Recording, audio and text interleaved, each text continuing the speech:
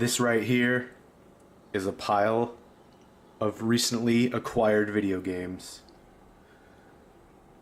I haven't done a game pickup video in about a month, and that's because my luck has not been as good as it was the last couple months.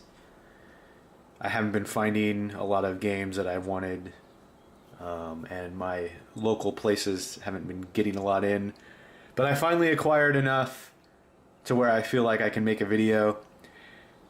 I have 5 games for this video, but I am saving one until the end because I'm really excited about it. But it deserves to be saved until last. I'm so excited that I didn't even pull out the tripod. I'm just at my desk. And I'm just, you know what? I'm just going to get started. First, starting off,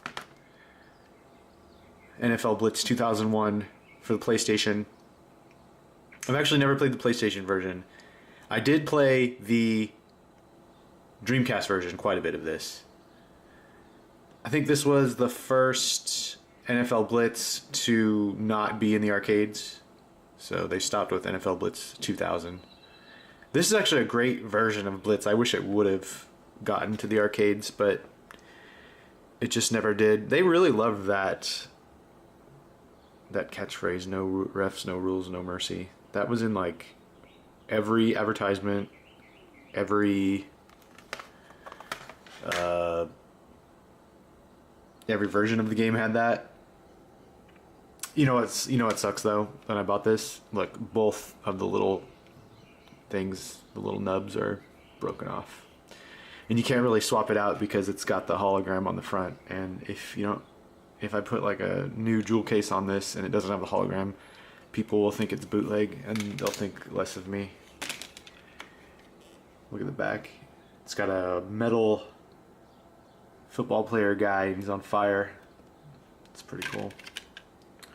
NFL Blitz 2001 for the PlayStation. Recently I acquired a Wii U because I'm getting ready for Mario Kart 8, which I'm super excited about. Love me some Mario Kart, so I figure I better get a Wii U. They're super cheap right now. I got mine for like $220, I think. I got the Legend of Zelda version. Should have probably put that in the video, but I didn't. All I've been playing on it is Super Metroid because that game is awesome, and it was like when I had my Wii U before I sold it, Super Metroid was 30 cents because it was like a new thing they were doing. But yeah, so picking up a couple Wii games that I missed out on and were cheap and that I wanted to finally play. Sin and Punishment Star Successor. This is a sequel to a Japanese-only N64 game. I'd actually never heard of it until it got released on the original Wii's Virtual Console. And it was awesome. It's like an on-rails shooter, but you can move around the environment. And I remember playing this at E3. When did this come out? It's been out for a while. I want to say 2010. I think I played it at E3 2009 or something. And it was really cool. And so this was one of those games that I really wanted, made by Treasure. I mean, come on, you guys. Treasure. Legendary. So yeah, this is a really fun game. I played a couple hours of it already, and I like it a lot. Graphics look great. Really cheesy voice acting. You know, it's funny. This is one of those games that like fans and video game nerds were like, oh, make a sequel to Sin and Punishment. Like it was the same thing for years and years for Knights and what else? I don't know. I can't think of anything else off the top of my head. But anyway, yeah, like remember for years and years and years, everybody wanted a Knights sequel, and then they finally released one, and it didn't sell. It sold like 10 copies. This is the same deal. Sin and Punishment sequel didn't sell anything. I got this for I think $7. So yeah, which is too bad because you know it's a great game. There's the disc right there. Instruction manual. Nintendo, they got those thick instruction manuals because I got to put all those languages in it. I think it's got Spanish and French. So yeah, Sin and Punishment 2, great game. Check it out if you got a Wii or if you got a Wii U. All right, next up, Super Mario Galaxy.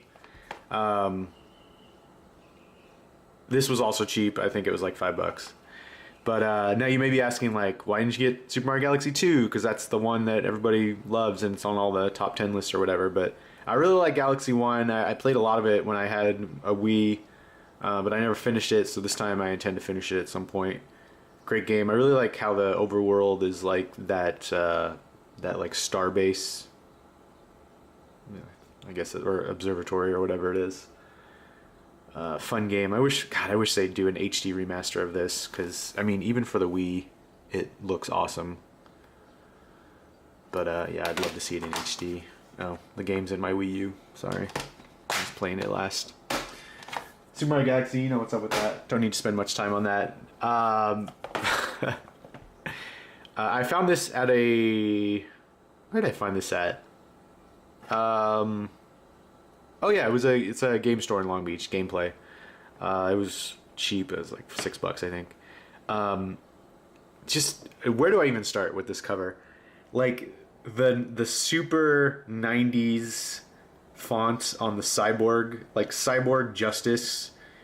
This sounds like a late 80s TV show that would be on like in LA. We have like Channel 5. It's like the janky second-rate TV station that showed all the weird syndicated shows.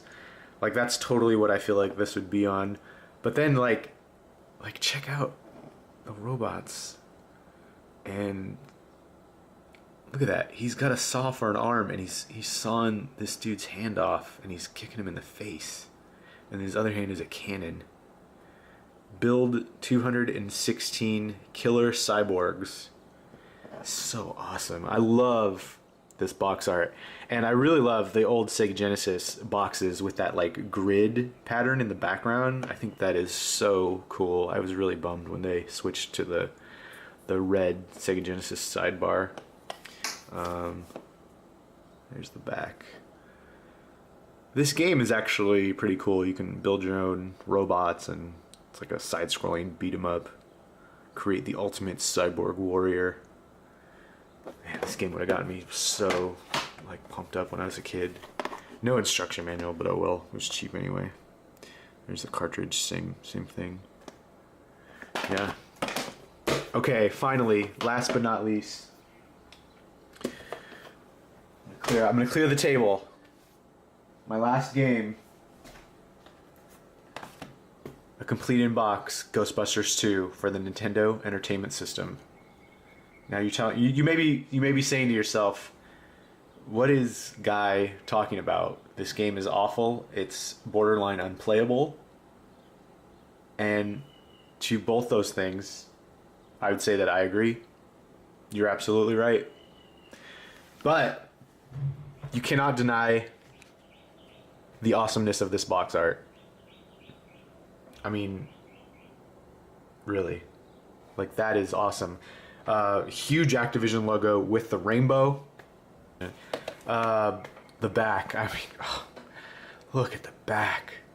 Look at the back of this game box. I mean, this game is awful. It's terrible. But man, look at the back of this game box. Look at that Slimer. And you know, it's funny. I used to have this when I was a kid. I used to have this game because, you know, I was a huge Ghostbusters fan, obviously.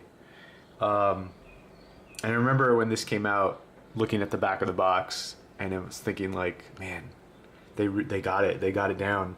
You can drive the Ecto 1A. You fight Vigo the Carpathian. You walk around in the Statue of Liberty. Turns out this was just a really generic side scroller, and it was one of those like you know, super impossible NES games that just had things flying in all directions with no rhyme or reason. Just not a good game at all. But man, the box art is sweet. Let's see if I can open this with one hand. I should have gotten the tripod out. I don't know what I was thinking. I got too excited. But yeah,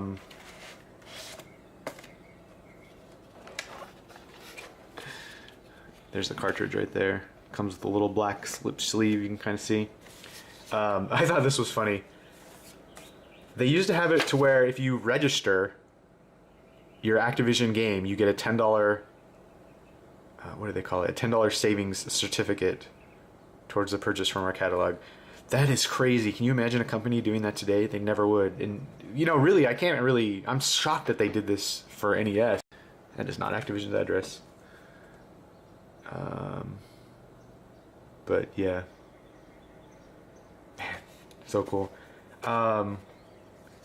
Also, another interesting thing I noticed, which I don't remember them doing a lot back in the NES days, was they actually put the credits in here. I always like to look at the credits these days to see names that I recognize that I've known or worked with before. But you know, obviously I don't know any of these people. So yeah, credits in a game, that's interesting.